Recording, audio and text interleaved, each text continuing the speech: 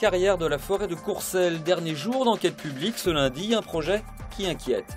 C'est parti pour Connexion, une semaine de rencontres hip-hop dans les quartiers sud du Mans.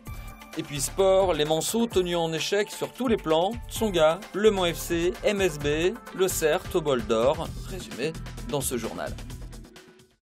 Il y a 8 ans, Dominique et Michel s'installent au cœur de la forêt de Courcelles, sur la commune de la Fontaine-Saint-Martin.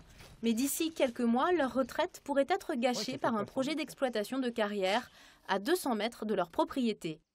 C'est un peu une catastrophe pour nous, évidemment, pour le bruit, pour la poussière, pour la valeur du bien immobilier, parce que là, nous, on a mis toutes nos économies. Autre exemple, le long de la départementale, Sylvie affiche son désaccord.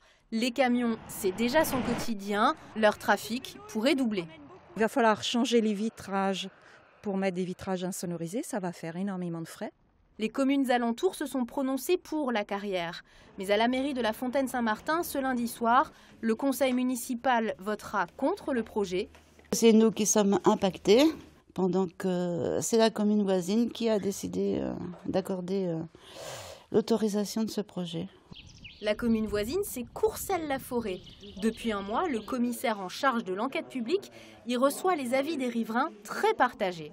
J'ai reçu une centaine de personnes et également une centaine, même plus, 105, 106 courriers, dossiers, pétitions et autres qui, bien sûr, s'opposent à la carrière.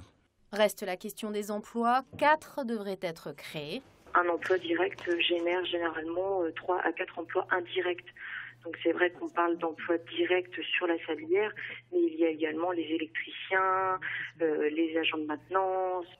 Après enquête, le préfet de la Sarthe donnera son avis au plus tard en septembre prochain.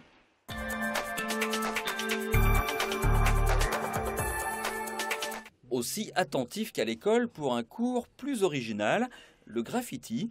L'apprentissage se fait d'abord sur papier pour en comprendre toutes les bases. Systématiquement, on pense à du lettrage, à la bombe, à tout ça. Donc là, je leur apprends simplement à faire un petit lettrage. Mais après, moi, ce que j'essaie de véhiculer dans le graffiti, c'est que c'est pas, faut pas rester dans les codes qu'on connaît déjà. Au contraire, le graffiti, c'est simplement de la peinture dans l'espace public. Et la créativité des élèves pourra s'étaler librement sur un mur pour un graphe de 12 mètres de long. C'est l'objectif artistique de cette semaine. Une semaine riche en connexions, du nom des rencontres hip-hop qui se déroulent en ce moment même dans les quartiers sud du Mans. Une 5e édition aux objectifs inchangés.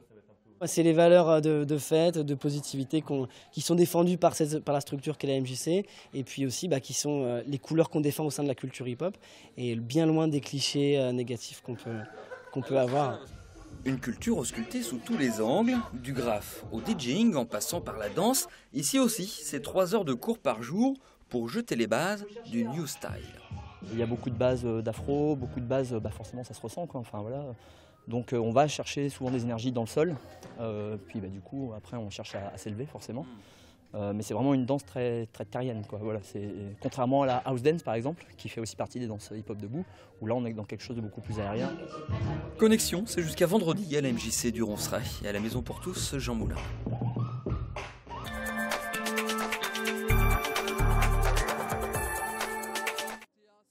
Retour à présent sur les principaux résultats sportifs du week-end, avec tout d'abord la victoire de Kawasaki au bol d'or. Le CERT de Dominique Mélian doit se contenter de la 3e place. Anthony Delal et Vincent Philippe ayant été victimes tous deux de 2 chutes à une demi-heure d'intervalle après seulement 3 heures de course. En basket, le MSB a chuté samedi soir à Orléans. Les Manceaux, trop irréguliers au cours de la rencontre, se sont inclinés 83-67. Le MSB n'a plus gagné hors de ses bases depuis maintenant le 4 février dernier. À 2 journées de la fin de la phase régulière, les hommes de Gigi Jackson occupent la 4e place du classement. Ils recevront Poitiers la Lanterne Rouge samedi à Antares. En tennis, Jo-Wilfried Tsonga a été battu par Rafael Nadal en demi-finale du Master 1000 de Monaco. Le Sartois s'est incliné en 2-7, 6-3, 7-6.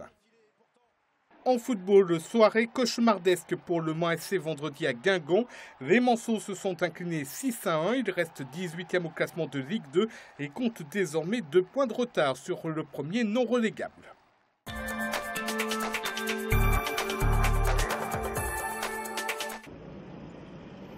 Et on termine sur ces images des vénérables participantes à la 30e édition des 5 litres du Mans. C'était dimanche, sur un parcours ensoleillé autour de la cité Plantagenet. Beaucoup de monde le long de la route pour les admirer et les encourager.